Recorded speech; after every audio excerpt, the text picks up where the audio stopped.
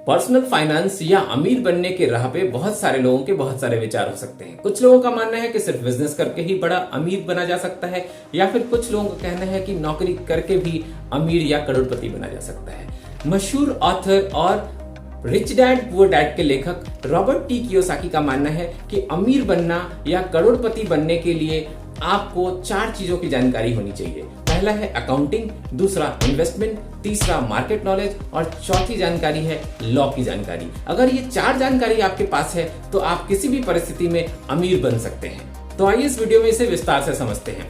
सबसे पहला है अकाउंटिंग। अकाउंटिंग से रॉबर्ट टी कियोसाकी का मानना है कि अकाउंटिंग का मतलब है आपका जनरल बैलेंस शीट, आम आदमी की भाषा में खाता बही, यानी कि आपके सोर्स ऑफ इनकम कितने हैं और आपके आउटगोइंग सोर्स कितने हैं, इन सबको लिख डालिए और बैलेंस शीट तैयार कीजिए। अकाउंटिंग के बारे में रॉबर्ट टी कियोसाकी का कहना है कि आपको जितने ज्यादा पैसों की जरूरत है, आपको पैसों की समझ उतनी ज्यादा होनी चाहिए। यदि आपकी इनकमिंग और आउटगोइंग में नेगेटिव बैलेंस है, यानी कि अगर आपकी आमदनी कम है और खर्चा ज्यादा है, तो आप नेगेटिवली बैलेंस्ड हैं, यानी कि आप कभी भी अमीर नहीं बन सकते। रॉबर्ट टी कियोसाकी का मानना है कि आपके खर्चे हमेशा ही आपकी कमाई से कम होने चाहिए। ये 2 तरीके से हो सकते हैं, या तो आप अपनी कमाई को बहुत ज्यादा बढ़ा लें और खर्च भी ज्यादा करते रहें, लेकिन खर्च हमेशा कमाई से कम होनी चाहिए। या दूसरा तरीका है कि आप अपने खर्चों को कम कर लें। दोनों ही परिस्थिति में आपकी बैलेंस शीट पॉजिटिव होनी चाहिए। अगर आपकी बैलेंस शीट पॉजिटिव है तो आप अमीर बनने की राह में पहला कदम चल चुके हैं।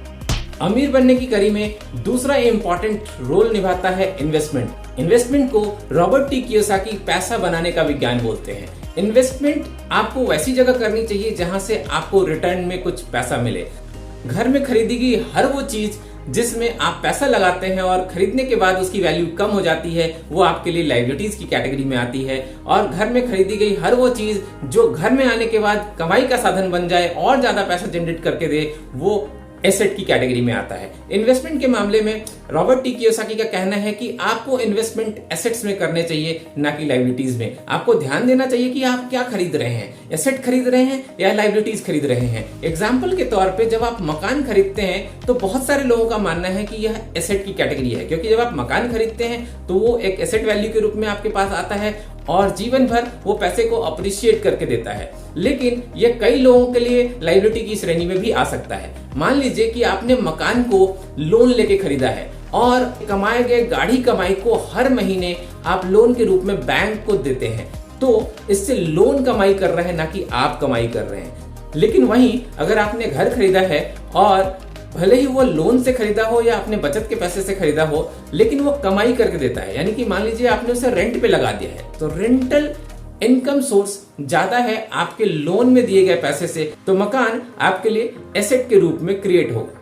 एग्जाम्पल के तौर पे लोन में अगर आप हर महीने 15,000 रुपए चुकाते हैं और किराए से आपको हर महीने 20,000 रुपए आता है, तो आपका बैलेंस शीट 5,000 रुपए पॉजिटिव में है और यह मकान आपके लिए एसेट वैल्यू क्रिएट करता है।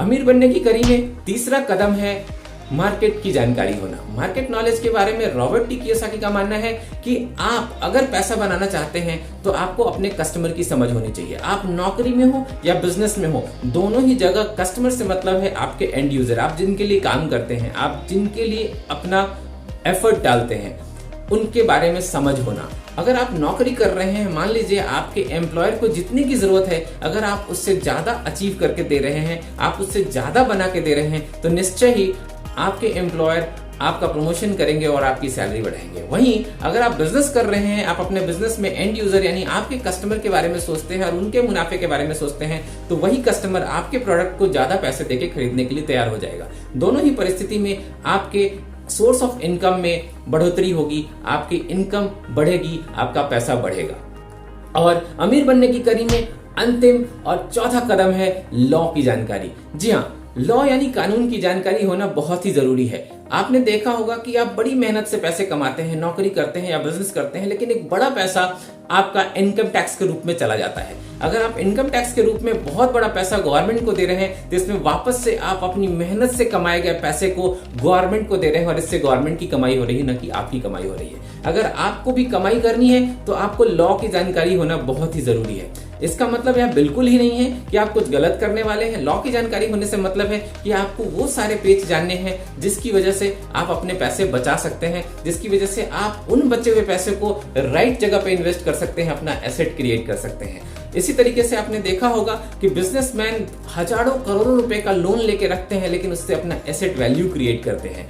उस एसेट वैल्यू के बदले उनकी सोर्स ऑफ इनकम और ज्यादा बढ़ जाती है और वो टैक्स भी कम पे करते हैं। वहीं गरीब या मध्यम वर्गीय परिवार जितना कमाता है उसका बड़ा हिस्सा टैक्स के रूप में गवर्नमेंट को पे कर देता है। तो आपको भी लॉ की जानकारी होनी चाहिए कि किस प्रकार से आप अपने पैसे बचा सकते हैं और उसको राइट जगह पे इन्वेस्ट कर सकते हैं। एक बात हमेशा ध्यान रखिएगा, इन्वेस्टमेंट में बहुत सारे लोग वह चीजें खरीद लेते हैं जिससे उनको टैक्स में बेनिफिट मिलता है या टैक्स में उनको रिडक्शन मिलता है। लेकिन ध्यान रखें, जिस चीज को आपने खरीदा है जिसकी वजह से आपको टैक्स में रिडक्शन हो रहा है, क्या वहां पे आपके पैसे बढ़ रहे हैं या पैसे फिक्स हैं? अगर आपके पैसे फिक्स हैं और उसमें पैसे आपके बन नहीं रहे, बढ़ नहीं रहे, तो वापस से आपने एसेट की जगह लायबिलिटी खरीद ली है। तो दोनों बातों का ध्यान रखें। जो आप टैक्स से पैसे बचा रहे हैं उससे इन्वेस्ट करें और इन्वेस्ट करते समय ये ध्यान रखें कि उसमें लायबिलिटी ना खरीदें, एसेट खरीदें।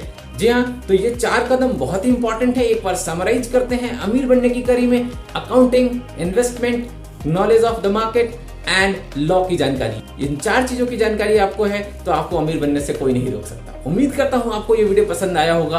अगर पसंद आया हो तो अपने चाहने वालों से शेयर करना ना भूलिएगा ताकि बाकी लोग भी इसका फायदा उठा सके। इस तरह के बेहतरीन videos leadership and personal finance के ऊपर लगातार आते रहेंगे। मेरे वीडियोस पे जुड़े रहिए, जाइएगा नहीं। जब तक मैं आपके लिए अगला वीडियो लेके आऊं तब तक के लिए आपको नमस्कार, जय हिंद, वंदे मातरम।